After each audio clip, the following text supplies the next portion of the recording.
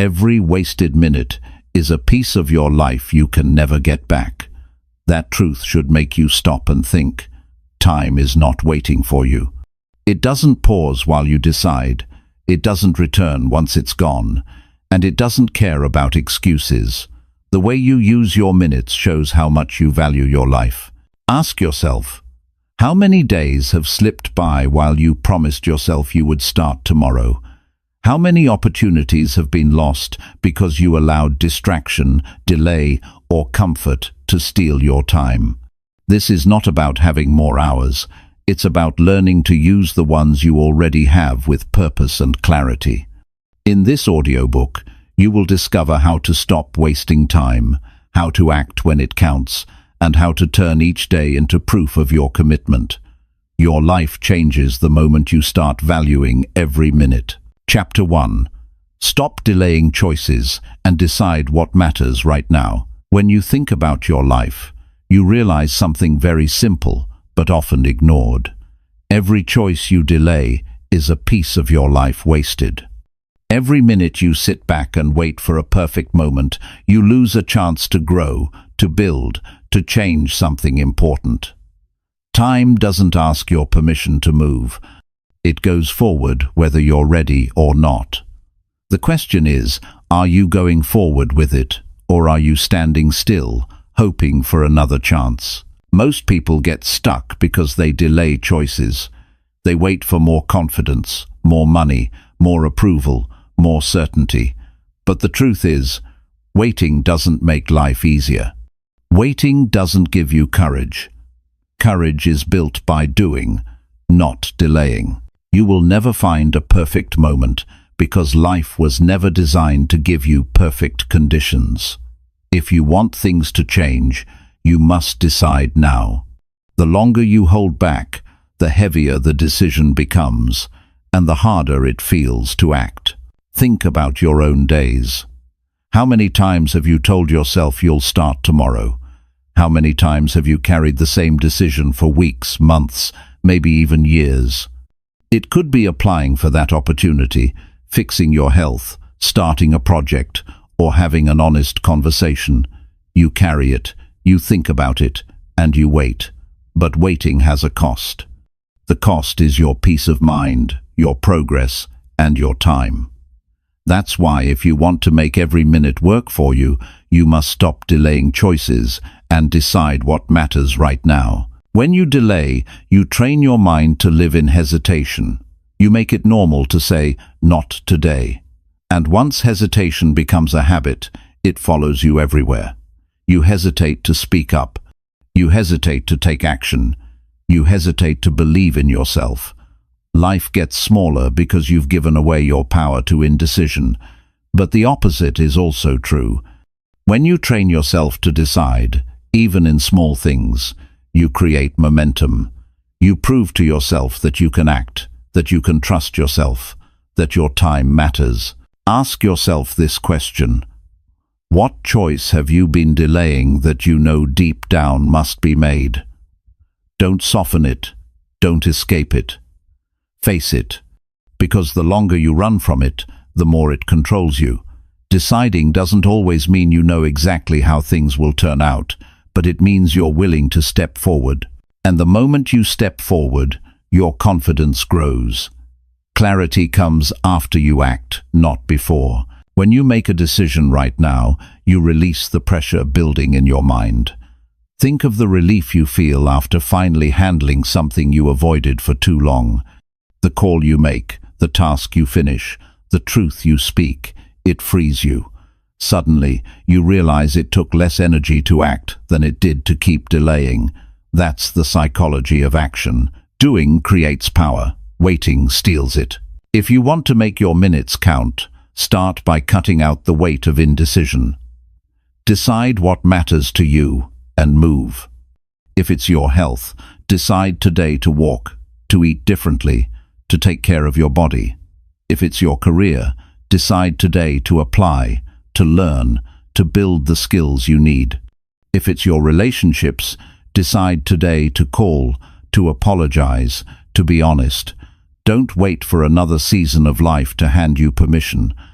Life doesn't wait, and neither should you. Notice how you feel when you're stuck in delay. You feel restless, frustrated, sometimes even guilty. That's your mind signaling that you're out of alignment with what you know you should be doing. It's like carrying a weight you never put down, and when you keep delaying, that weight multiplies. But when you decide, the weight drops, and you walk lighter. That lightness gives you more energy for the next step. That's how progress builds, decision by decision. Some people tell themselves they are waiting to be more confident. But confidence doesn't show up before the decision. Confidence shows up after the decision, after the action. Think about it. The first time you did something new, you weren't confident, you were unsure.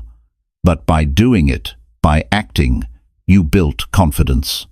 Waiting for confidence is like waiting to feel strong before lifting the weight. It doesn't happen. You lift first, you get stronger after. Another reason people delay is fear. Fear of failing, fear of judgment, fear of the unknown. But the truth is, not deciding is also a decision. It's the decision to stay the same. And staying the same is the biggest risk of all. You may avoid failure by not acting, but you also avoid growth, progress, and new opportunities. Fear will always be there. The only way to reduce it is by facing it, not by waiting for it to disappear. Think about how different your life could look 1 year from today if you decided on the things you've been putting off. Imagine the habits you could build, the skills you could learn, the results you could create. That future is not built in some far-off day. It starts with one choice made right now, and then another tomorrow, and another the next day. Decisions build days, and days build lives. Practical steps help. Start with small, clear choices. When you wake up, instead of delaying, decide on your first action. Maybe it's exercising. Maybe it's writing down your tasks. Maybe it's calling someone you've been avoiding. Don't think too long. Pick it and do it. Train yourself to close the gap between thought and action. That gap is where procrastination lives. Shorten the gap, and you take back your time. Every time you delay, remind yourself of the cost. Time doesn't return. The day you waste doesn't reset. So make it a habit to ask, is this delay helping me or hurting me? That simple awareness can shake you out of hesitation and push you into action. Over time, this practice rewires your mind to value decisions instead of delays. You also need to learn how to decide what truly matters. Not every choice deserves your energy. Some things are distractions disguised as opportunities. Some things are noise disguised as urgency. You must decide based on your values, not just your impulses. Ask yourself, will this matter a year from now? If yes, decide quickly and act. If not, let it go. Deciding what doesn't matter is as powerful as deciding what does. It frees your time for what truly counts. If you want to make every minute work for you, this is where you begin. Stop delaying choices. Choose what matters. Act on it. Feel the relief. Build the momentum. Watch your minutes transform into progress. Don't underestimate the power of small decisions stacked daily. They create a pattern of discipline that shapes your future. You don't need to wait for the right conditions to start. You don't need to know every step. You need only to decide and act on what's in front of you. That's how you grow. That's how you make time your ally instead of your enemy. Right now, you have two options. You can keep waiting, keep holding back, keep telling yourself, later. Or you can choose right here, to act, to value your minutes. To prove to yourself that your life matters enough to decide. The power is in your hands. Time won't slow down, so neither should you. When you leave here today, think about this. What one choice have you been carrying for too long? Decide on it. Act on it. Don't stretch it another day. Your life changes when you stop delaying. Your future begins when you decide what matters right now. That's how you make every minute work for you. By refusing to waste it in hesitation, by deciding and acting today, by choosing to live, not just to wait. That's where the difference is made. Chapter 2.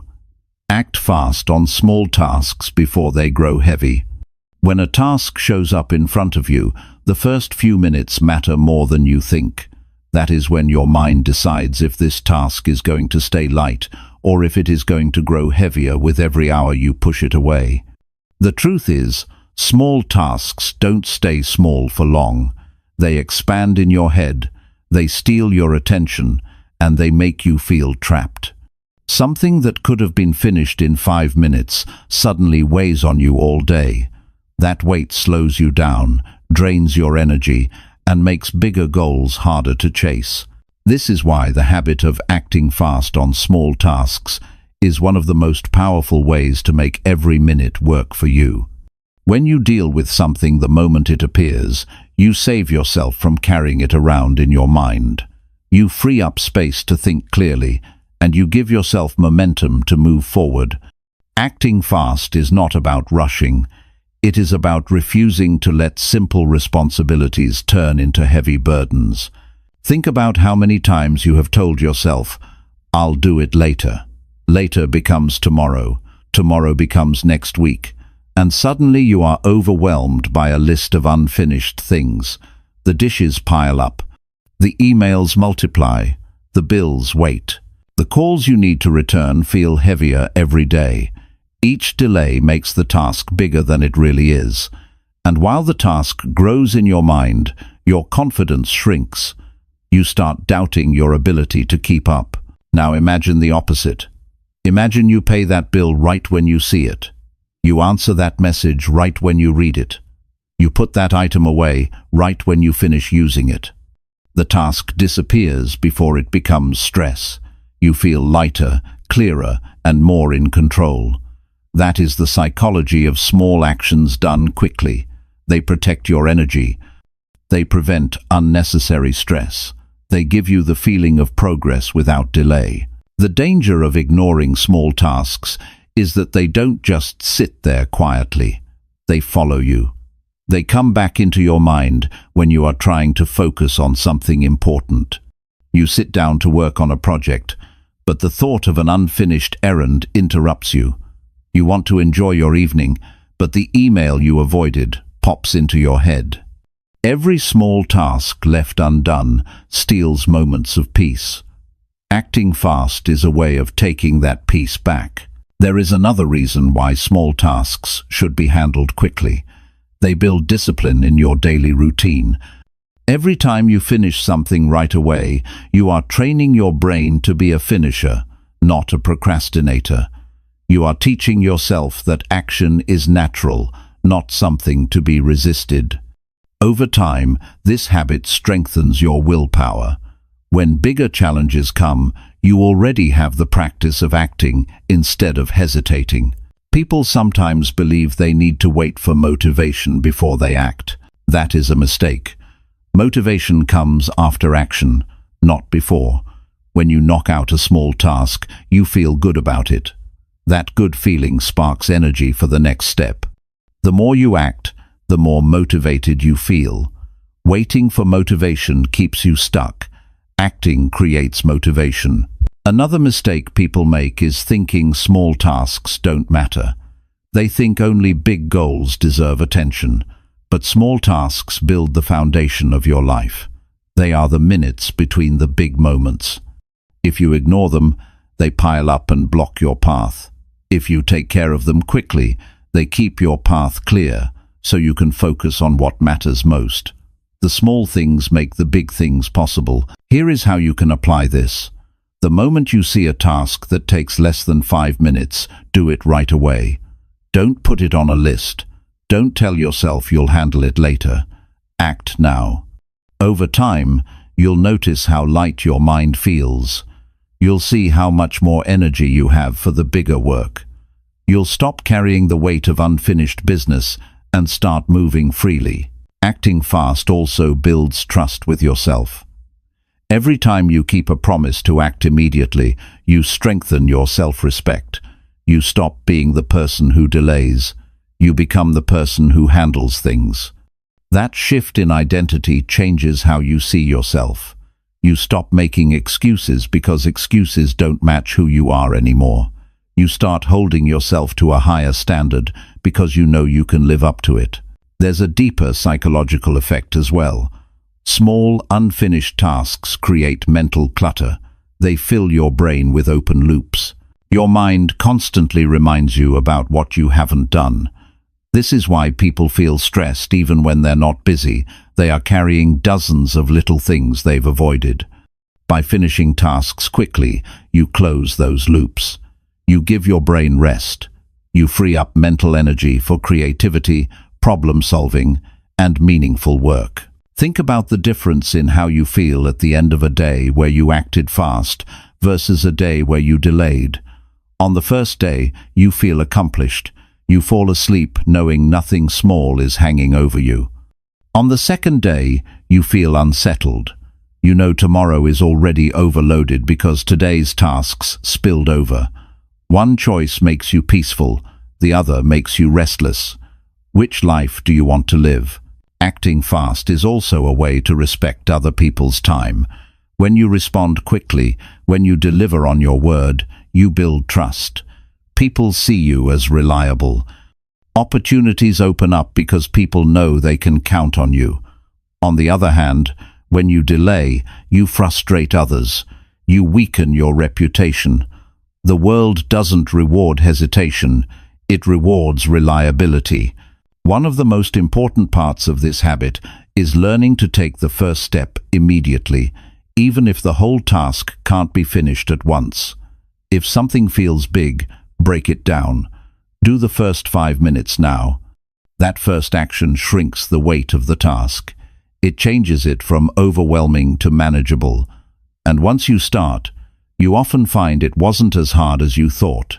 You also need to notice how you feel when you put something off. That discomfort, that mental heaviness, is a signal. Don't ignore it. Use it as a reminder that the easiest time to act is now. The longer you wait, the more resistance grows. The shorter the gap between seeing a task and starting it, the easier life becomes. If you want to test yourself, try this tomorrow. Each time you think of a task that takes less than 10 minutes, do it instantly. At the end of the day, notice how much lighter you feel. Notice how much more mental space you have. That experiment alone will prove to you how powerful this habit is. The real reward of acting fast is not just the tasks you finish, it's the mindset you build. You stop being someone who carries unfinished business. You become someone who moves, someone who clears space for progress, someone who doesn't let life pile up on them. That shift is worth more than the minutes saved. It changes your character. Remember this: small tasks are not harmless. Left undone, they grow heavy. They fill your days with pressure you don't need. But if you act fast, they stay small.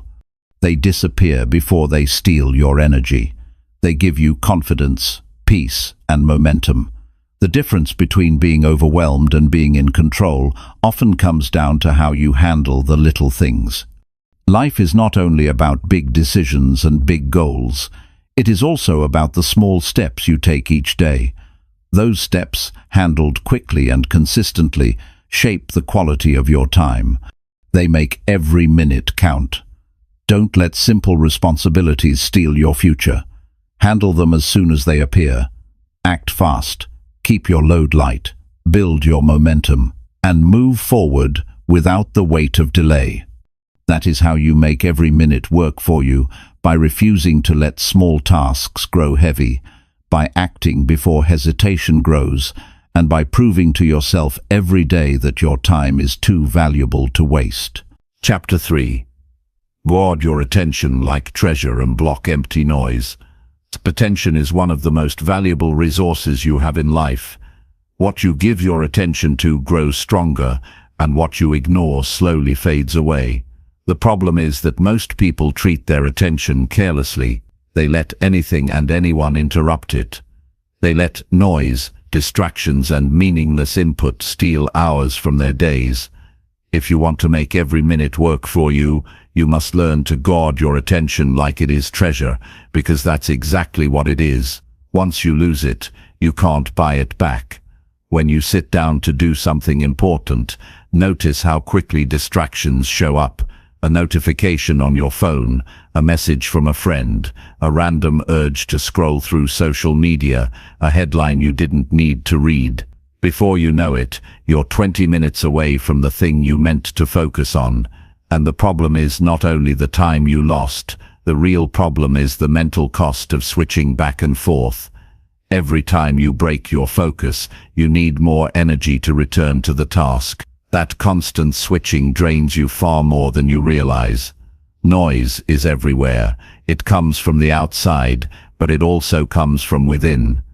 External noise is the endless stream of information, opinions and distractions competing for your eyes and ears. Internal noise is the endless stream of information, opinions and distractions competing for your eyes and ears. With focus, even the simplest effort can create powerful results. Guarding your attention starts with knowing what deserves it. Not everything is worthy of your focus. Some things may feel urgent, but they don't move your life forward. You must become selective. Ask yourself before engaging with something, does this matter to my growth, my goals, or my well-being? If the answer is no, block it.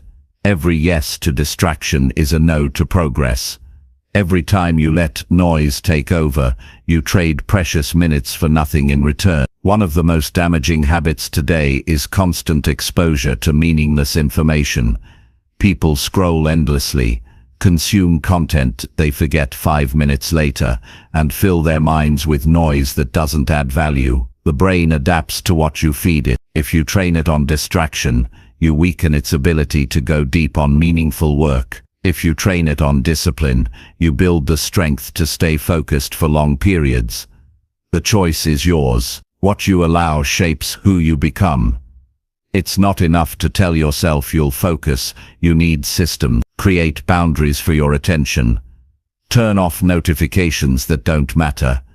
Set specific times to check messages instead of reacting to every beep. Create a workspace where you don't invite distractions. Protect your mornings or evenings for your most important work. These practices are like locks on the doors of your attention. Without them, anyone or anything can walk in and take what they want.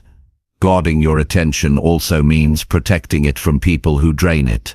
There will always be voices that pull you into negativity, gossip or complaint. If you let those voices dominate, they eat away at your energy. Learn to limit your time around people who bring only noise. Spend more time around those who encourage focus, growth and action. Who you allow in your space determines what fills your mind. Choose carefully. Noise also hides in habits you no longer notice.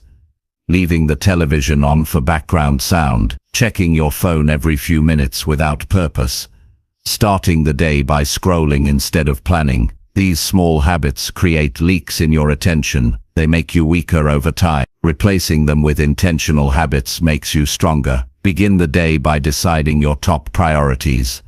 Take short breaks to breathe or walk instead of drowning in screens. Close your day with reflection instead of noise. These simple changes repair your attention and give you back control. You will notice that when your attention is scattered, you feel restless and unsatisfied. You might spend hours busy, but finish with little to show. On the other hand, when your attention is guarded, you feel accomplished even after fewer hours of work. It's not the number of hours that matter most, it's the quality of attention within those hours. A focused hour can do more for your life than a distracted day. Guarding your attention also protects your emotions. Noise often carries negativity, fear, anger, envy, comparison. The more you consume it, the more you carry it. Protecting your attention means protecting your inner state. Instead of letting random content set your emotions, you set them yourself. You decide what enters your mind and what stays outside. That discipline creates stability. You don't get pulled in every direction. You stay steady, calm, and clear.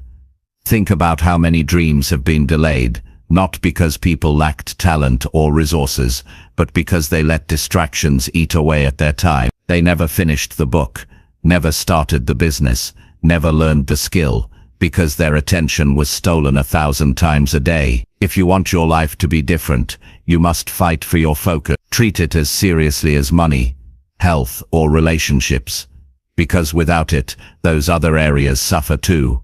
Start practicing awareness. Each time you feel the pull of noise, stop and notice it. Ask yourself, does this deserve me right now? Often the answer is no. By simply noticing, you weaken the pull, you take back control, and each time you resist, your focus grows stronger. Like a muscle, attention strengthens with training.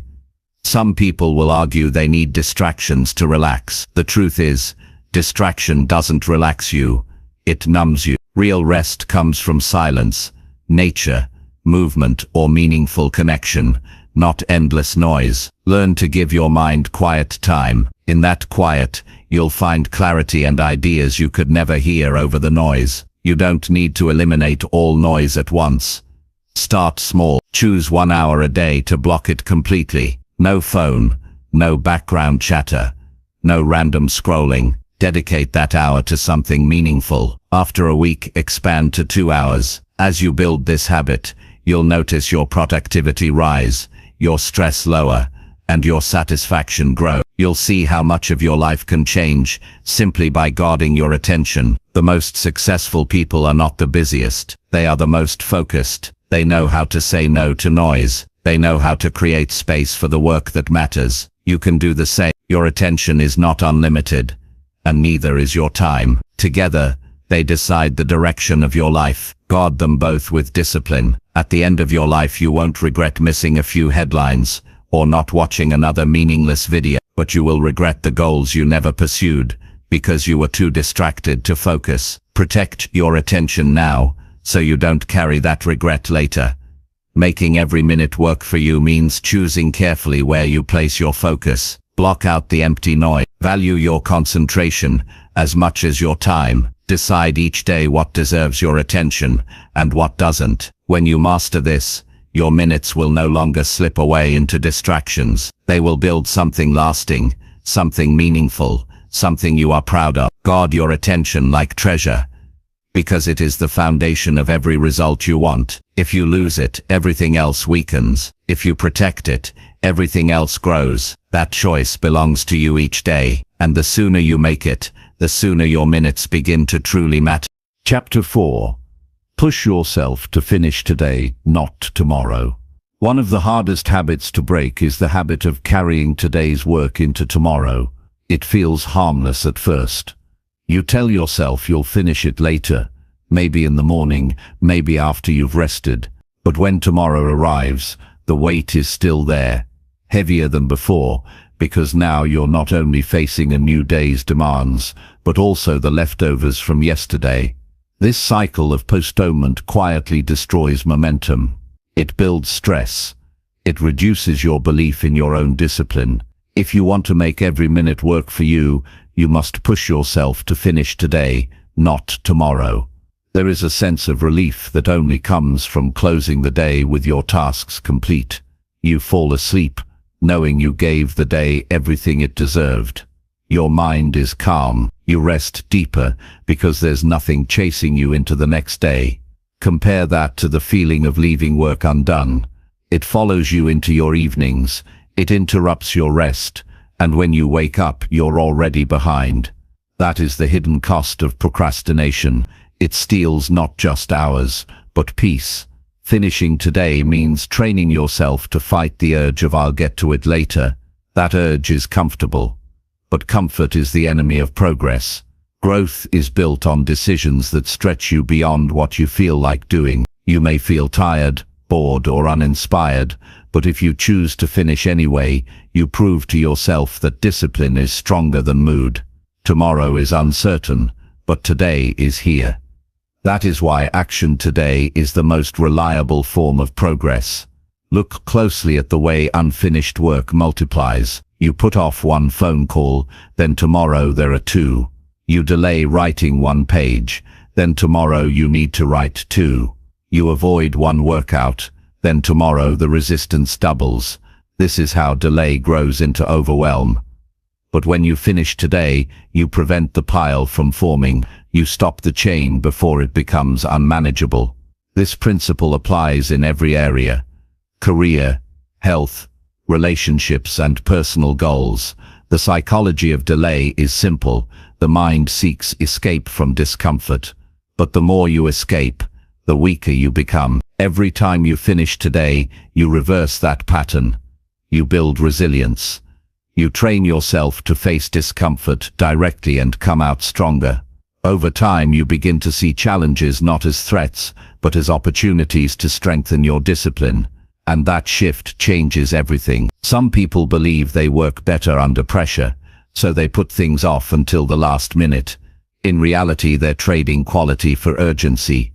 The work becomes rushed, the stress multiplies, and the satisfaction disappears. Finishing today means respecting the task enough to give it your best, not your last-second effort. Pressure should come from within, not from deadlines chasing you. That is how excellence is built. The habit of finishing today requires clarity. You cannot finish what you haven't defined. Begin your day by deciding what must be completed before you rest. Not what you'd like to do, not what would be nice to check off, but what is non-negotiable. Write it down, keep it visible. As the day goes on, remind yourself that rest will only feel complete when this is done. That clarity turns vague intentions into specific commitments. There is also discipline in learning how to close small loops before they grow. If a task can be finished in a few minutes, handle it immediately. If it requires more time, schedule it firmly into today. Refuse to let it drift into tomorrow's list.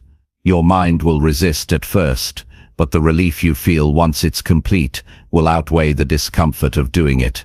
Over time, you begin to crave that feeling of completion more than the temporary relief of postponing.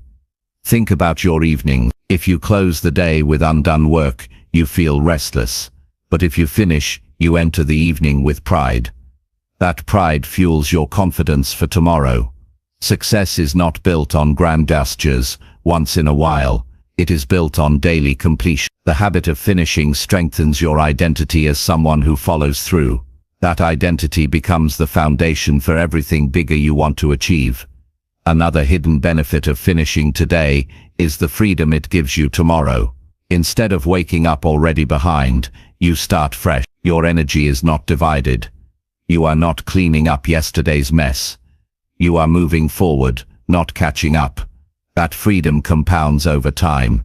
Weeks and months of finishing today create years of consistent growth. Years of postponing create decades of regret. Some will argue they don't have enough time to finish everything today. But the truth is, it's not about time, it's about decisions. You finish what you decide is essential. If you allow distractions, wasted hours, and meaningless activity to steal your time, of course you won't finish. But if you cut out the unnecessary and focus on what truly matters, you'll realize you always had the time. The problem was never the clock. The problem was attention. Finishing today also requires honesty. Be honest about what you avoid. Avoidance doesn't remove the task, it delays the discomfort. Each time you avoid, you add another layer of stress. Face the reality. The only way out of a task is through it. No amount of delay makes it disappear. What you finish today stops owning you. What you delay controls you. Practical steps help build this discipline. Start by creating a daily cutoff point, a time by which essential work must be completed. Hold yourself to it. If you normally drift until late, set an earlier deadline. At first it will feel strict, but soon it becomes freeing. You are no longer chasing work late into the night. You are managing it within the day. Another step is to create a ritual of closure. Review what you've done, check it off, and acknowledge the completion. This ritual reinforces the satisfaction of finish. There will be days when you feel exhausted and tempted to push tasks into tomorrow. Those are the days when finishing matters most. If you can train yourself to finish even when tired, you build an unshakable discipline. You won't always feel strong, but you can always choose action. Strength is built in moments of weakness when you act anyway. Finishing today is also an act of respect for your future self. Tomorrow's you deserves a clean slate, not leftover problems. When you leave things unfinished, you punish the person you'll be tomorrow. When you finish, you gift them freedom. That simple perspective shift can give you new motivation.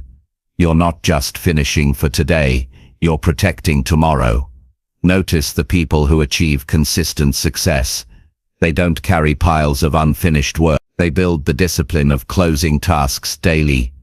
That discipline frees their energy for bigger goals. The difference is not talent, luck, or intelligence. It's the refusal to let today spill into tomorrow. You can build that same habit. It starts with one choice at a time. Every day ends with a question. Did I finish what mattered? If the answer is yes, you move forward with pride. If the answer is no, you fall behind.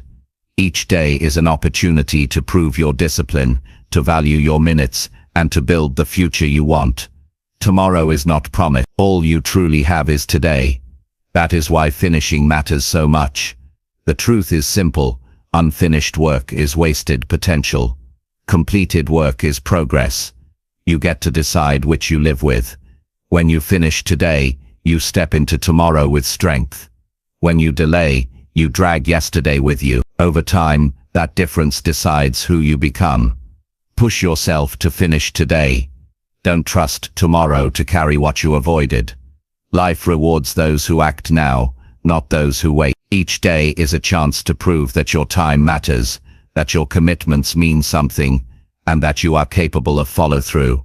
Make today count by closing it strong. That is how you make every minute work for you, by refusing to leave your work unfinished, by showing up for your goals today, and by never giving tomorrow what should be done right now. Chapter 5. Turn pressure into action instead of hiding from it. Pressure is not something to escape from. Pressure is part of life. Everyone faces it, whether in work, in family, in health, or in decisions that carry weight. The difference between people who grow and people who stay stuck is not that one has less pressure. The difference is how they respond to it. Most people run from pressure. They delay, they hide, or they numb themselves with distractions. But that only makes the pressure heavier. The strongest choice you can make is to turn pressure into action. When you act, you transform the energy of pressure into progress instead of pain. Think about what pressure really is. It is a signal that something matters. You don't feel pressure about unimportant things. You feel it when your choices have consequences, when your responsibilities demand attention, when your goals challenge you to rise higher. Pressure is evidence that your life carries weight. Instead of treating it as an enemy, you can treat it as a call to step up. When you avoid pressure, your mind suffers twice. First, you feel the weight of what you must do. Second, you feel guilt for not doing it. Avoidance does not reduce pressure. It multiplies it. On the other hand, when you take action, even if it is just a small step, the weight begins to lift. Action changes the story in your head. Instead of feeling trapped, you feel capable. Instead of being crushed by responsibility, you feel empowered by it. Pressure shows up most strongly when something is uncertain. You don't know if you will succeed. You don't know how hard it will be. That uncertainty creates tension. But tension is not a curse. It is a tool. Just like a muscle grows by resisting weight, your character grows by resisting pressure. If you let yourself collapse under it, you stay weak. If you use it as fuel to act, you grow stronger. Think of the times in your life when you felt the most pressure. Maybe it was before an exam, a presentation, a critical decision, or a conversation you were afraid to have. Now ask yourself, what happened once you finally acted? Most of the fear vanished. The build-up was worse than the reality. That is the nature of pressure. It looks bigger in your mind than it is in reality. The cure is not more time thinking, it is action. Action turns pressure into focus. When you act, your energy moves toward the solution, instead of circling the problem. Pressure narrows your vision, and if you let fear control it, you freeze. But if you push forward, the same narrow vision gives you sharp focus. The very thing that felt heavy becomes the reason you get more done in less time. This is why some people perform best under pressure. They don't run from it, they channel it. To make this practical, notice how you respond the moment pressure shows up. Do you freeze, distract yourself, or complain? Or do you take the first possible step forward? The habit of acting immediately rewires your brain. You stop associating pressure with fear and start associating it with action. Over time, pressure stops feeling like a threat and starts feeling like a trigger for productivity. You must also understand that pressure is not proof you are failing. Many people confuse the two. They feel pressure and assume it means they are not strong enough, not ready, not capable. In reality, pressure is proof that you are being stretched. You only grow by being stretched. If you never feel pressure, you are living far below your potential. If you embrace it, you find out how much more you can do than you ever thought possible. The temptation to hide from pressure comes from the desire for comfort. Comfort feels safe, but safe does not equal strong. Safe does not equal successful. Growth requires discomfort. If you make comfort your standard, you will never reach beyond the average. If you make progress your standard, you will learn to handle discomfort until it becomes natural. That is how you turn pressure into action. Another thing to remember is that pressure often comes from deadlines. Deadlines can be stressful, but they are also useful. They force you to act within a time frame. Without them, tasks expand endlessly. Instead of resenting deadlines, use them as motivators. They create urgency that keeps you from wasting time. When you commit to finishing within the pressure of a deadline, you train yourself to deliver even when it is uncomfortable. That discipline is worth more than the temporary relief of postponement. The way you talk to yourself under pressure also matters. If your inner voice says, "I can't handle this," the pressure will crush you. If your voice says, "I will take one step now," the pressure turns into movement. Self-talk directs your focus.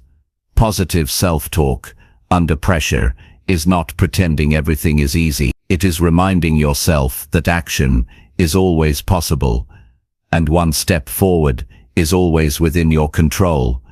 You also need strategies for staying calm while acting under pressure. Deep breathing, short breaks, and mental resets allow you to stay steady without collapsing. But the key is not to stay still too long. Rest briefly, then return to action. If you rest too long, rest turns back into avoidance. The balance is important enough to recharge, not enough to retreat. Notice how you feel after turning pressure into action. You feel stronger, more capable, and more confident. This confidence carries into future challenges. Every time you face pressure, you build a library of proof that you can handle it. That proof becomes your strength. Instead of fearing the next challenge, you remember the last one you overcame. That memory gives you courage. In relationships, pressure shows up in difficult conversations.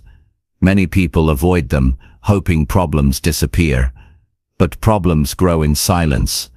Action means speaking honestly, even if it is uncomfortable. Pressure can push you to communicate, to set boundaries, to repair trust. Hiding from it only builds resentment. Facing it builds respect and clarity. In health, pressure shows up when your habits catch up with you.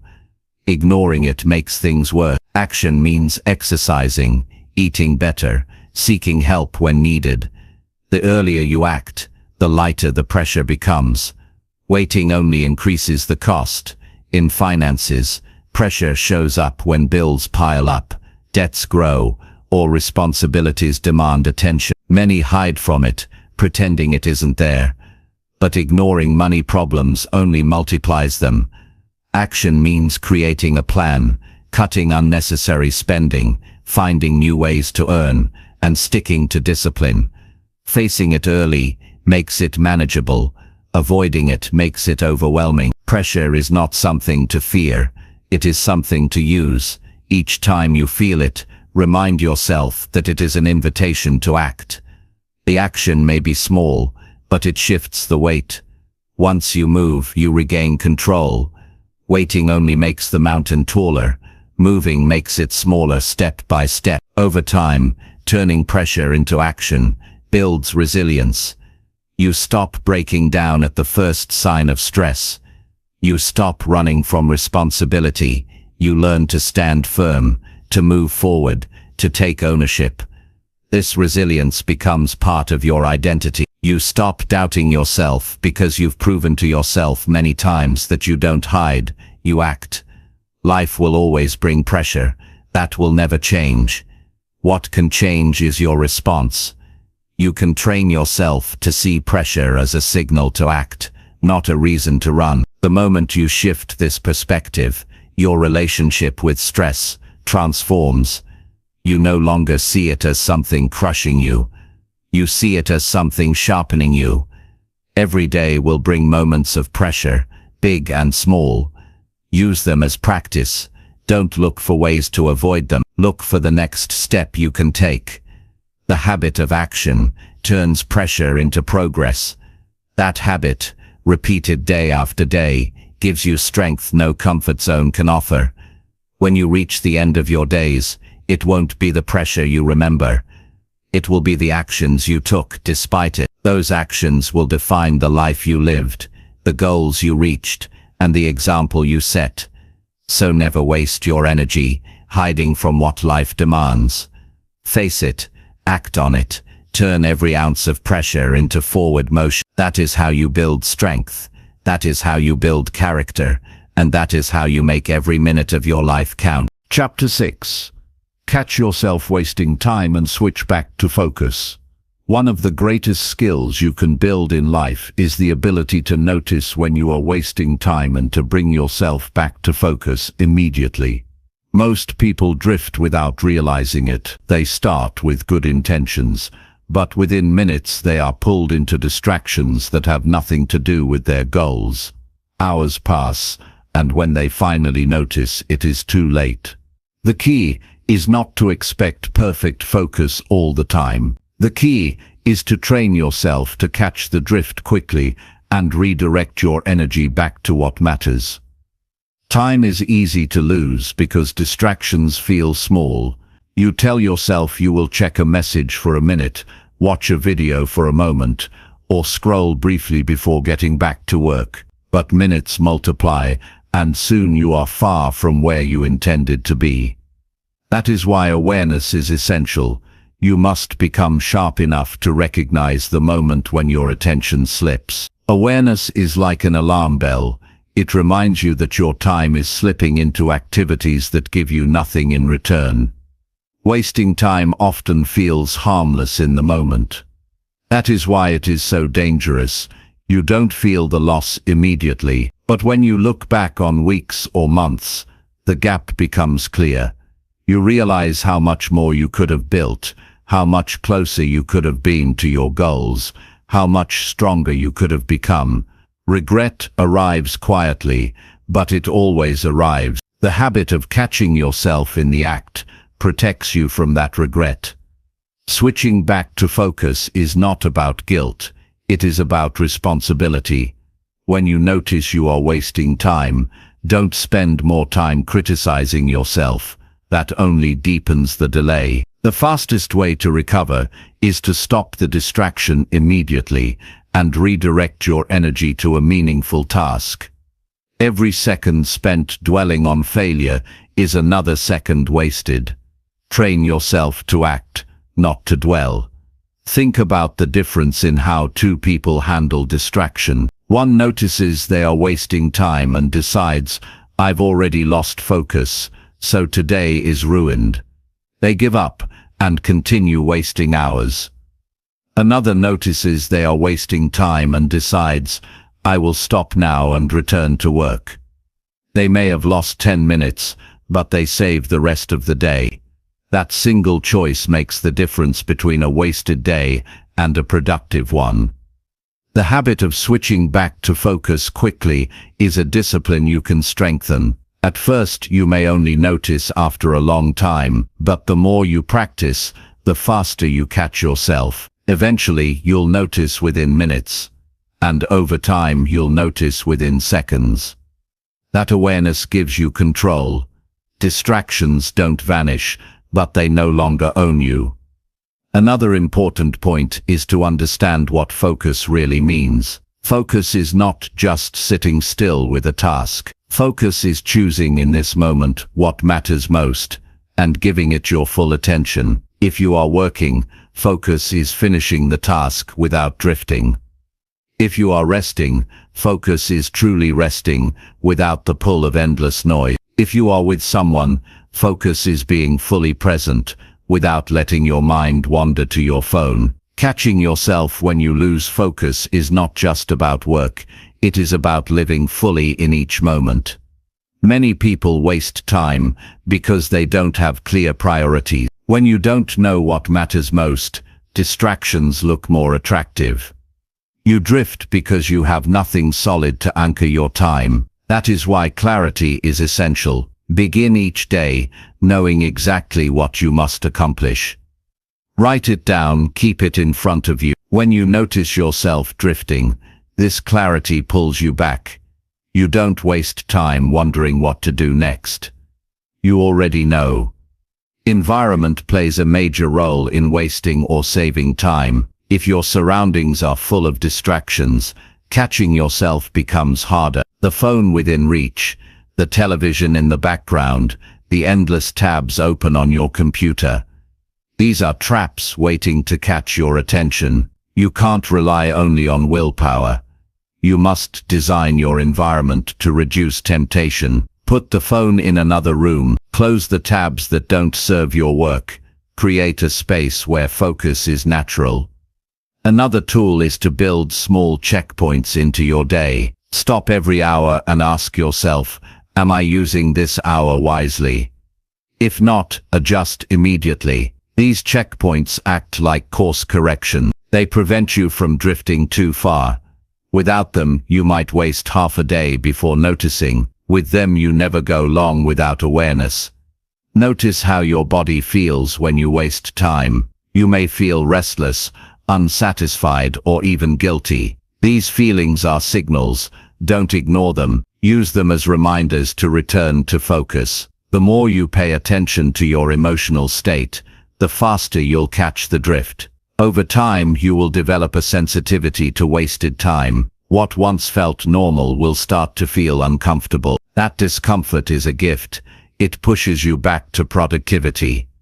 Switching back to focus also requires discipline in finishing tasks before starting new ones. Many people waste time by jumping from one thing to another, never fully completing anything. Multitasking creates the illusion of progress, but leads to half-done work. Train yourself to finish one thing before moving to the next. Each completion builds momentum.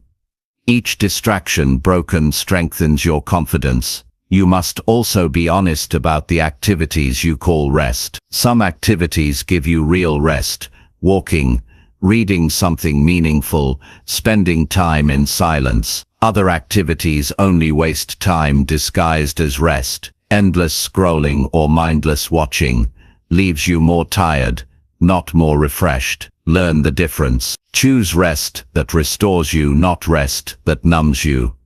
Catching yourself wasting time is not about perfection. You will drift. You will slip. What matters is how fast you return. Don't let small slips turn into wasted days. Interrupt the cycle early. The faster you return, the stronger you become. This practice creates a sense of control that most people never experience. Instead of feeling like time owns you, You begin to own your time. Over the course of weeks and months, the effect compounds. Every moment you save by switching back to focus builds into hours, hours build into days, days build into months of progress. What once felt like a small choice to stop wasting time and focus again becomes the reason your life looks completely different. The truth is, everyone wastes time. The difference is what you do once you notice. Do you surrender and keep drifting?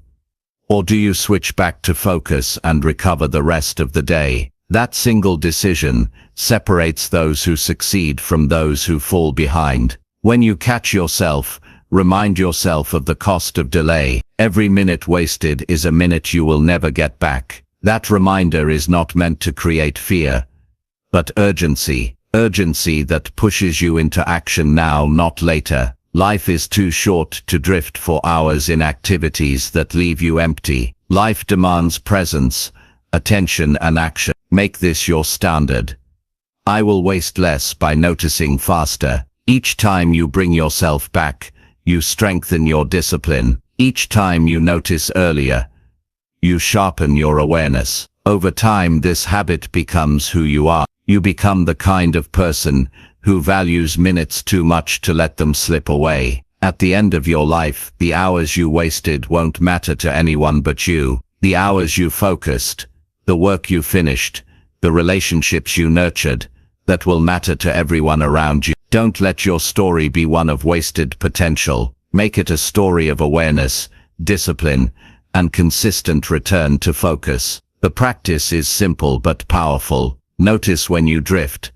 Stop the distraction. Return to the task. Do this over and over until it becomes natural. This is how you take control of your time. This is how you make sure your days are not swallowed by meaningless activities. This is how you create a life built on intention instead of accident.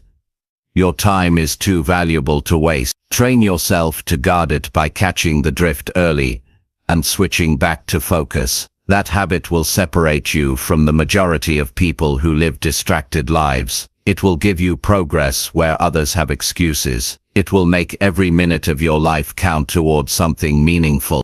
Chapter 7. Use the hardest hour to build the strongest habit.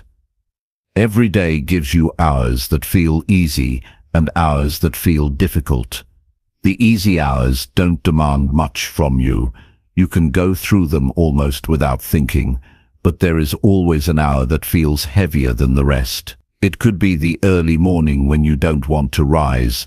It could be late in the evening when you feel drained. It could be the middle of the day when distractions are strongest. That hardest hour is where your discipline is tested most. If you use that hour wisely, you build a level of strength that no comfortable moment can give you. This is where the strongest habits are created, not in the hours when you feel ready, but in the hours when you don't. The reason this works is because discipline is like a muscle. It doesn't grow in ease, it grows in resistance. The hardest hour is resistance in its purest form. It pushes against you, telling you to rest, to quit, to wait. Most people surrender. They tell themselves they'll try again later. But later never has the same effect. Later is softer. Later doesn't shape you the same way. The moment when you least want to act is the very moment that builds the deepest change when you push through. Think about it. Anyone can act when they feel good. Anyone can keep going when energy is high. That doesn't separate you from the crowd. What separates you is the choice to act in the moment when it feels hardest. That's the choice that rewires your mind, that proves to yourself that your excuses have no power. When you win the hardest hour, the easier hours become automatic. Habits are not built in the mind alone. They are built in repeated action, and repeated action during the hardest hour carries a special weight. It's like striking the strongest blow at the toughest wall. Each time you show up during that difficult period, you carve a deeper groove in your character. You send yourself a message: I am the kind of person who shows up even when it's hard. That identity becomes unshakable. Consider the hour of waking up. For many people, getting out of bed early is the hardest thing they face each day. The body wants more sleep. The mind argues for comfort. But if you claim that hour, if you rise and begin with purpose, you've already won the day. You've built a habit of taking control before excuses have a chance to grow. That single habit ripples into every area of life. You are sharper at work, calmer in decisions, more consistent in your goal. For others, the hardest hour comes after work, when they are tired and tempted to collapse into distraction. That hour holds a choice. You can waste it, or you can use it to invest in yourself. Study, exercise, build a project, improve your skills. That one difficult hour used with intention can build habits that completely change your future. The strongest habit is not simply the one repeated most often, it is the one repeated at the toughest time. Why? Because it builds proof that you are stronger than your resistance. It creates a foundation that no excuse can break. Once you've proven you can act in the hardest hour, acting in every other hour becomes natural. You must learn to prepare for this. The hardest hour doesn't arrive by surprise, it shows up regularly. Know when it happens for you, identify it, then decide in advance what you will do with it. Write it down. When that hour arrives, don't negotiate with yourself. Act. Do the thing you promised yourself. Even if it's only for a short time, the act of showing up changes everything. There is also a mental shift you must make. Stop seeing the hardest hour as an enemy. See it as a gift. That hour is the place where growth lives. That hour is where you separate yourself from the old version of you who gave in too easily. That hour is where the stronger version of you is born. Instead of dreading it, welcome it. Say to yourself, "This is where I get stronger." That mindset changes the meaning of struggle. Many people waste years waiting for easier conditions. They wait until they feel ready, until life gets calmer, until motivation rises. But the truth is, easier conditions never come. Life is full of difficult hours. If you keep waiting for ease, you never build the habits that carry you forward. The secret is to act in difficulty, not to wait for relief. Habits built in the hardest hour also last longer. Why? Because they are grounded in discipline, not emotion. Emotion fades, motivation disappears, but discipline, once built, remains. When you've trained yourself to act at the toughest moment, you no longer depend on how you feel. You depend on your decision. That stability is what makes a habit stick. Practical application matters here. Choose one habit that would change your life if repeated daily. Place it in your hardest hour. If your hardest hour is the morning, start with exercise, journaling, or study right after you wake. If your hardest hour is evening, dedicate it to building your skills, planning your goals, or improving your health. Protect that hour. Nothing else enters it. Over time, that hour becomes sacred, a place where growth is guaranteed. The more you use that hour, the more it transforms you. At first, it feels like a battle, but eventually, it feels like victory. You begin to look forward to it because you know that hour belongs to you, and you know what it creates. That transformation of perspective is powerful. What was once your weakest hour becomes your strongest. There will always be resistance. Some days the excuses will feel louder than ever. But remember this: you don't need to feel ready to act. You only need to take the first step. Once you start, momentum builds. The first push is always the hardest. But once it's done, the rest flows. Build the habit of starting in your hardest hour, and the rest of the day bends to your discipline. It's important to recognize the emotional reward of finishing something in that hour. The pride, the confidence, the satisfaction. It is greater than any comfort you would have gained by avoiding it. That reward fuels you for the rest of the day. It reminds you that you are capable of more than you think. It builds a library of victories in your mind. Each time you succeed, you add another layer of proof that you can handle challenges. Think about what happens if you do the opposite. If you avoid the hardest hour, if you give in each time, you weaken your own belief. You tell yourself you can't handle it. You train your brain to expect failure. That identity begins to spread into other areas of your life. Before you know it, you're giving up not just in the hardest hour, but in easier ones too. That is the danger of avoidance. The strongest people are not those who avoid struggle. They are those who lean into it. They know the hardest hour holds the key to their growth. They know that by using it wisely, they build habits that carry them when motivation fades. They know that strength is not created in comfort, but in discomfort faced head-on. You can join them by making this choice each day. At the end of your life, you won't remember the easy hours. You'll remember the hours when you wanted to quit but didn't. You'll remember the times you chose discipline over excuses. Those are the hours that shape your character, that create your legacy. So decide now. Identify your hardest hour. Claim it. Place your most important habit inside it. Show up, even when it feels impossible. Act, even when every part of you wants to delay.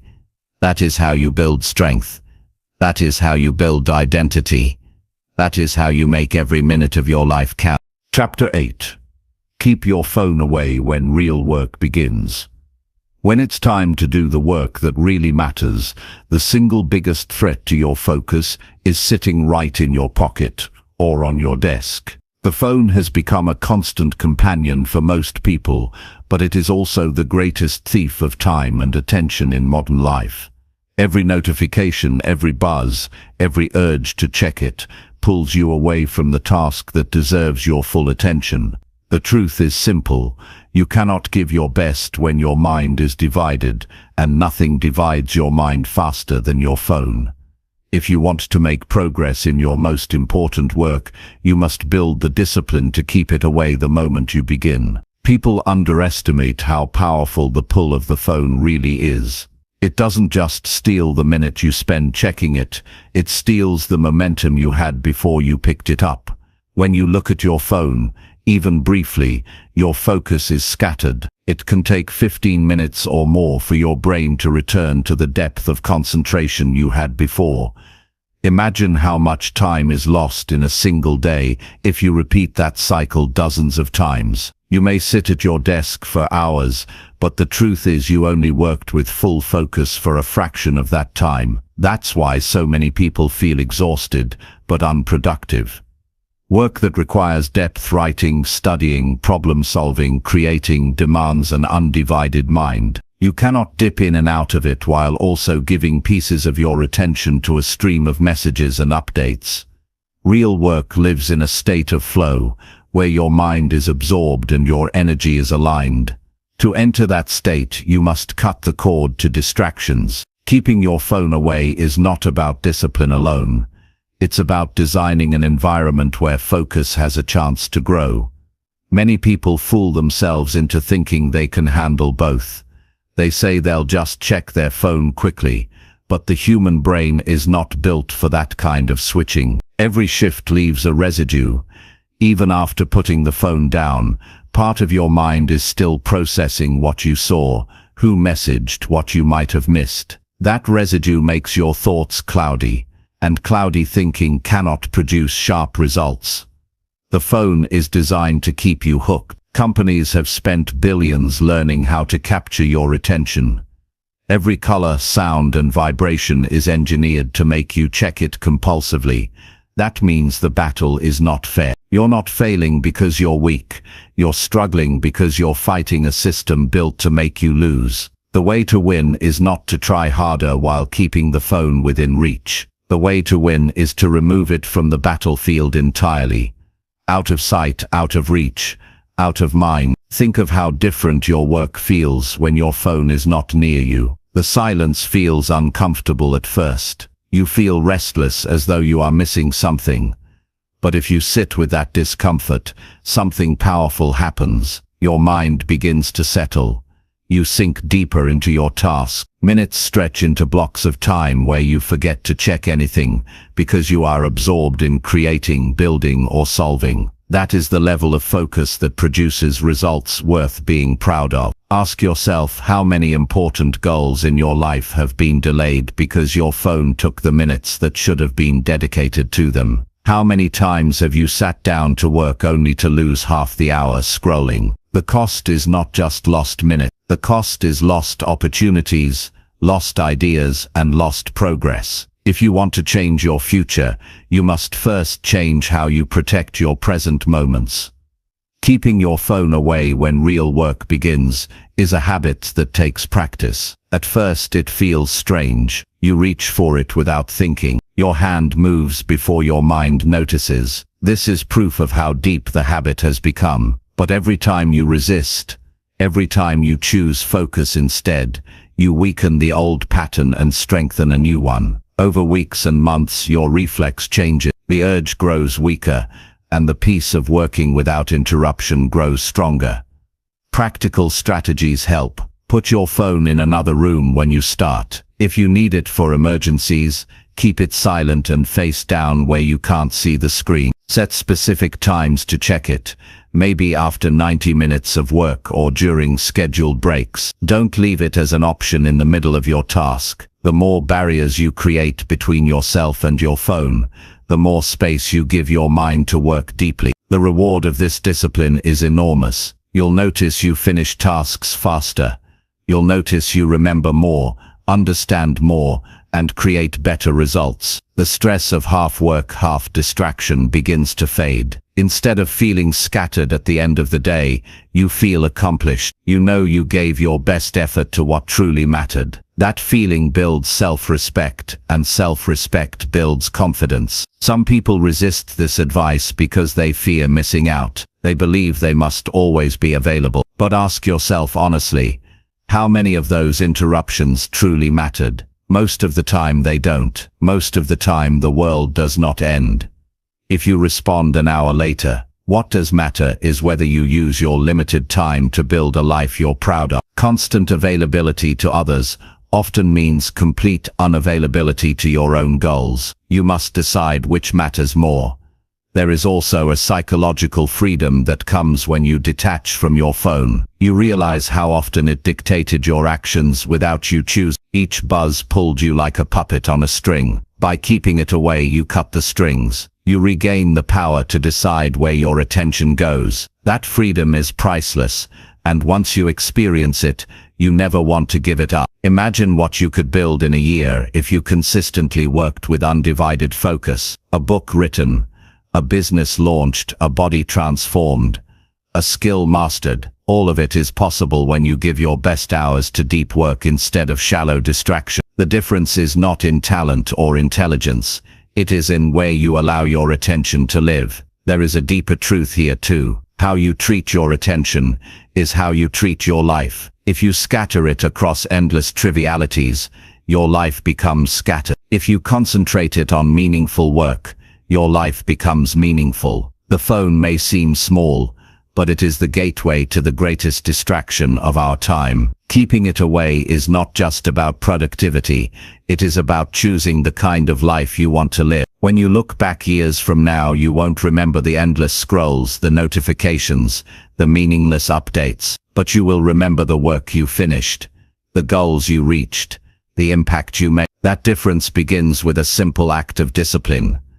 Put the phone away when real work begins. Protect the sacred space where your focus builds your future. Every time you choose focus over distraction, you are shaping your identity. You are proving to yourself that you value your time, that you value your potential, that you are willing to do what others won't. Over time, this identity compounds into results that set you apart. Others will wonder how you achieved so much. The answer will be simple. You guarded your focus when it mattered most. So the next time you sit down to do something important, don't keep temptation within arm's reach. Put the phone aside. Create silence. Let your mind dive deep into the task. Give yourself the chance to experience what it feels like to work without constant interruption. That practice alone can transform not only your productivity, but your entire sense of control over your life. Discipline in this one area may feel small, but it is the doorway to mastery. Keep your phone away when real work begins, and you will find that the minutes you once lost now become the building blocks of your success. That is how you make every minute work for you, by protecting it from the noise, by choosing focus over distraction, and by giving your best energy to the work that matters most. Chapter 9. Push through boredom and see progress come alive. Boredom is one of the greatest barriers to success, yet it is rarely talked about with the seriousness it deserves. People think failure comes only from laziness or lack of opportunity, but the truth is, most failure is born in moments of boredom. The routine becomes predictable, the repetition feels dull, and the excitement fades. That's when most people stop. They look for something new, something entertaining, something that feels easier. But here's the reality: real progress is rarely exciting in the moment. Progress is built by staying steady in the dull, ordinary hours, by showing up when the process no longer feels special. The ones who keep going when it gets boring are the ones who eventually see results come alive. The human mind craves stimulation. It wants novelty, change, and reward. That's why the beginning of any journey feels good. The start of a workout plan, the first days of a new job, the launch of a project, it all feels fresh. You feel motivated, hopeful, full of energy, but then the routine sets in. The workouts blend together, the tasks become repetitive, the excitement fades. That's when the real test begins. If you quit during boredom, you never reach the point where progress reveals itself. You remain stuck in a cycle of starting and stopping, always chasing the next exciting thing, but never experiencing the satisfaction of long-term results. Pushing through boredom requires a shift in perspective. You must stop expecting every day to feel thrilling. Growth is not built in excitement, it is built in consistency. When you understand that, you stop looking for stimulation in the process and start looking for strength in the repetition. Each day you continue, even when it feels dull, you are stacking bricks. You may not see the wall rising right away, but the wall is rising, and one day you'll look back and see what boredom almost stole from you. Boredom is not a sign that you are failing, it is a sign that you are doing the necessary work. The mind tells you that excitement equals value, but that's not true.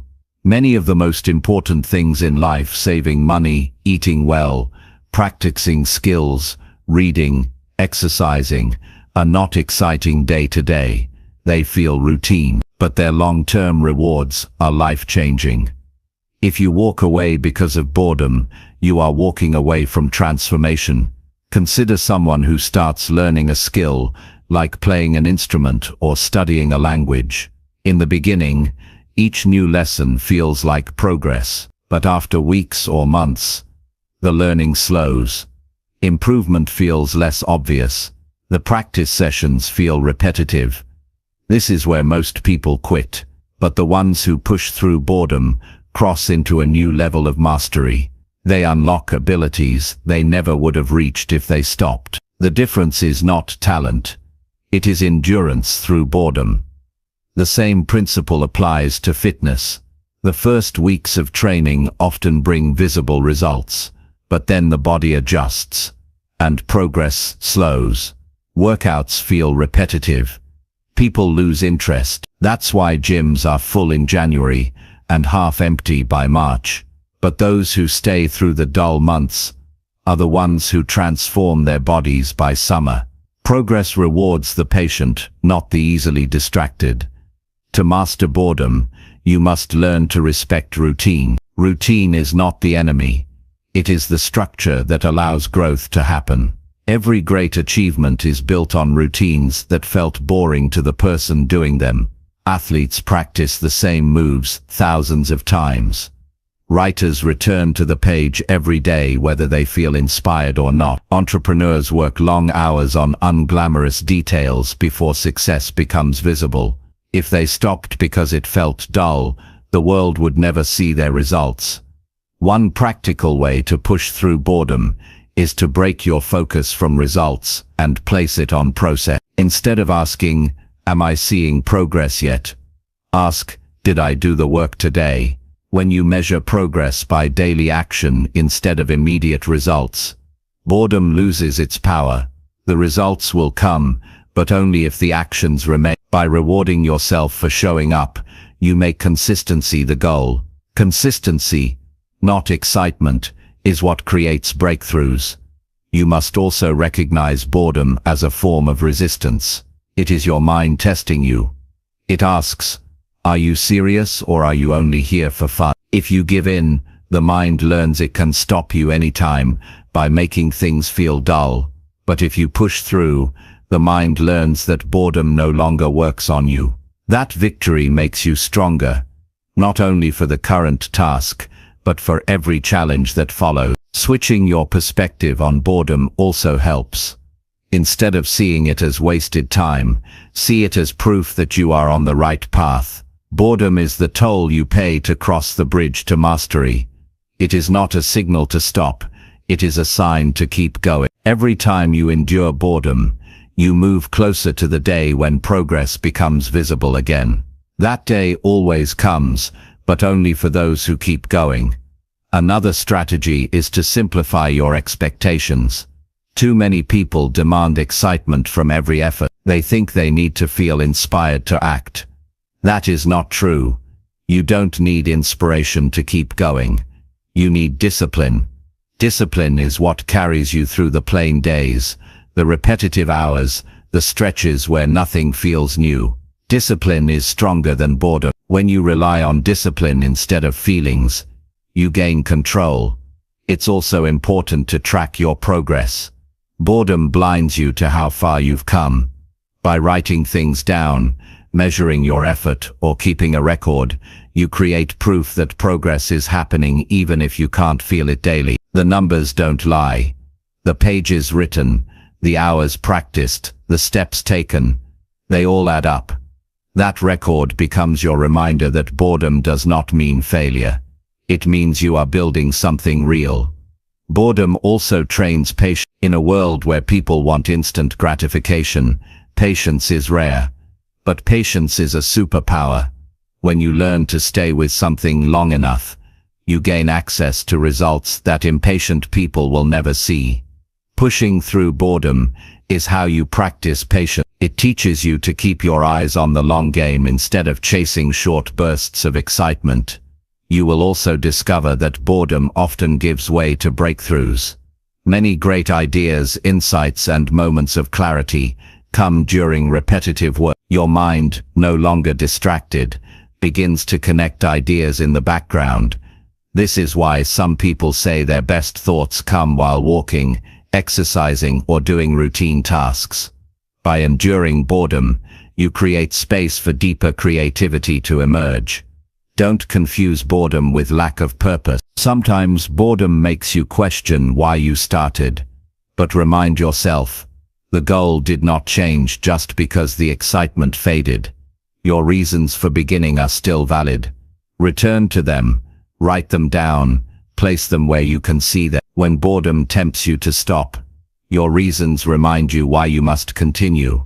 There is a moment in every pursuit when boredom is strongest, usually right before progress becomes visible again.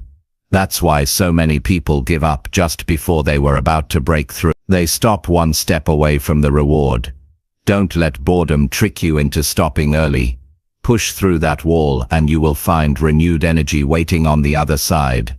At the end of your life, you will not be proud of the things you quit because they felt dull. You will be proud of the things you carried through despite boredom. Those are the achievements that stand the test of time. Those are the habits that built your character. Those are the choices that turned ordinary days into extraordinary results. So the next time boredom whispers that it's not worth it, remember this truth. Boredom is temporary, but progress is permanent. If you push through, you win. If you stop, you lose not just the habit but the future it could have created. Keep going. Stay steady. Endure the plain hours, and one day, you'll look back and realize that the dullest moments were the ones that built the brightest results.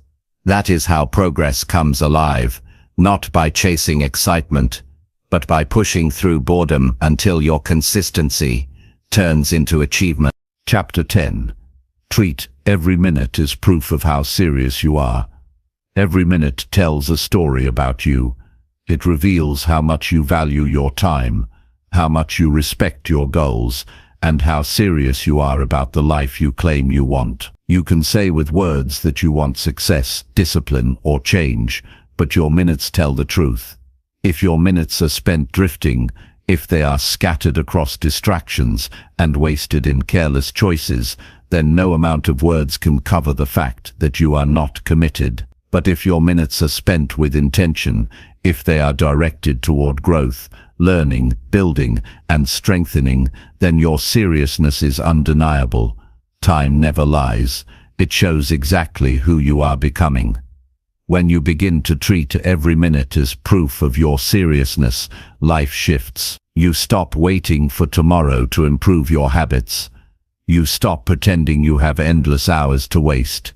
You recognize that each minute holds weight, and that what you do with it compounds into the kind of life you build. 1 minute of laziness may feel harmless, but multiplied across days and years, it turns into wasted potential. 1 minute of effort may feel small, but stacked across time, it turns into mastery.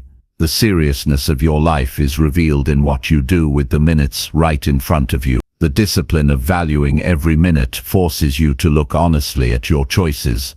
What do you reach for when you are tired? How do you spend the time between tasks? Do you default to entertainment and distraction, or do you use that time to move forward? When you begin to measure yourself by minutes instead of vague intentions, excuses fall apart. The clock makes things simple. You either used this minute well, or you didn't, and there is nowhere to hide from that truth. Many people sabotage themselves by treating time as if it were infinite. They live as though they will always have tomorrow to improve. That false sense of abundance makes them careless, but the reality is harsh. Time is limited, and it is slipping away whether you use it or not. The people who achieve extraordinary results are not always the smartest or the most talented. They are the ones who live with the urgency of knowing every minute counts. They understand that how they spend their minutes today is the clearest reflection of how serious they are about their future. Think about someone training for greatness. Every practice, every repetition, every drill may look small, but each minute spent with focus is proof of commitment. On the other hand, skipping practice, delaying effort, or choosing distraction over discipline is proof of carelessness. Success is never an accident. It is a reflection of how consistently someone values their time. You cannot hide your seriousness. It is written in the minutes you spend. The way you treat your minutes also affects the way others see you. People notice how you use your time. If you waste it, they know you are not serious. If you protect it, they respect you. Time discipline builds credibility. When you are known as someone who values every minute, opportunities come to you because people trust that you will use them well. Treating your minutes with seriousness doesn't just shape your future, it shapes your reputation. You might ask, how do I begin living this way? The first step is awareness. Start by noticing where your minutes actually go. Pay attention to the small decisions. How long you linger on your phone, how quickly you return to work after breaks, how much time you give to meaningless activities. Awareness alone is powerful because it reveals how many opportunities you've been throwing away. Once you see the truth, you can no longer pretend you are serious while wasting time. The second step is commitment. Decide that from this day forward, you will treat your minutes as evidence. Every time you choose to use a minute wisely, you are proving to yourself that you are serious. Every time you waste one, you are proving the opposite. That level of accountability may feel uncomfortable, but it forces growth. It removes the gap between what you say and what you do. The third step is action. Fill your minutes with choices that align with who you want to become. If you want to be healthier, use minutes to prepare meals, to move your body, to rest with intention. If you want to be wealthier, use minutes to learn skills, to create, to manage your money. If you want better relationships, use minutes to listen, to connect, to show care. Every area of life improves when you start respecting your minutes. There will always be temptations to waste time. Distractions are designed to be easy. They require nothing of you. But seriousness demands effort. It demands that you choose the uncomfortable path of growth over the comfortable path of waste. Each time you resist distraction, each time you stay with the task at hand, you are proving that you value your future more than temporary ease. That is the mark of seriousness. Some may argue that it's exhausting to treat every minute with such weight, but the truth is, you don't need to be perfect. You need to be intentional. Rest is important. Enjoyment is important. But even rest and enjoyment can be intentional. Rest when it serves you, not when you're running away from work. Enjoyment when it recharges you, not when it distracts you endlessly. The difference between serious people and careless people is not that one never rests. It is that one rests with purpose, while the other wastes time mindless. As you practice this discipline, you will notice a new sense of pride. At the end of the day, you will look back at how you spent your hours, and you will see proof. Proof that you were serious about your goals. Proof that you respected yourself enough not to waste your time. Proof that you are building the life you said you wanted. That pride is fuel. It makes you stronger for tomorrow. The opposite is also true. If you look back and see wasted hours, you feel regret. That regret eats away at your confidence. You begin to doubt your ability to change. You tell yourself stories to soften the pain. I was tired. I'll do better tomorrow. But those are excuses, not evidence. The evidence is always in how you spent your minutes. And if you don't change, those wasted minutes add up to wasted years. This is why urgency matters. Don't wait for a new year, a new month, or even a new week to begin living seriously. Start now. The next minute is already arriving. Fill it with intention. Do something meaningful with it. Prove your seriousness today, not tomorrow. Each day you delay is another day you show yourself that you are not committed. Change the message. Prove yourself now. Over time, this practice reshapes your identity.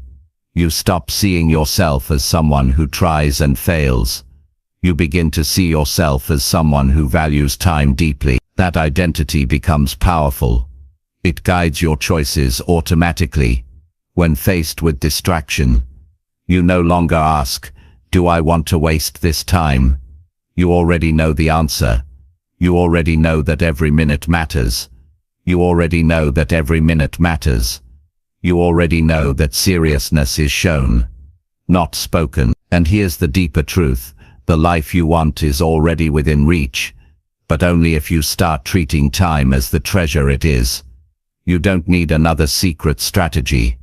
You don't need to wait for someone else to give you permission. You need only to use your minutes wisely, to stack them into hours of progress, to let those hours build days of achievement, and to let those days create years of transformation. Every person has the same number of minutes each day. Some use them as proof of discipline, focus and commitment. Others waste them and wonder why life never changes. You get to choose which one you become. You get to decide whether your minutes show seriousness or carelessness. And you make that decision, not once, but every single day, every single hour, every single moment. So ask yourself right now, if someone looked at how you spent your last 100 minutes, would they say you were serious about your goals? If not, change it. If yes, strengthen it. Let your time speak for you. Let your actions be your proof. Let your minutes reveal the truth that you are committed, focused, and determined. Because in the end, words fade, excuses fade, intentions fade, but the way you spend your time leaves a record that cannot be erased. Treat every minute as proof of how serious you are, and your life will become the undeniable evidence of your discipline, your commitment, and your greatness.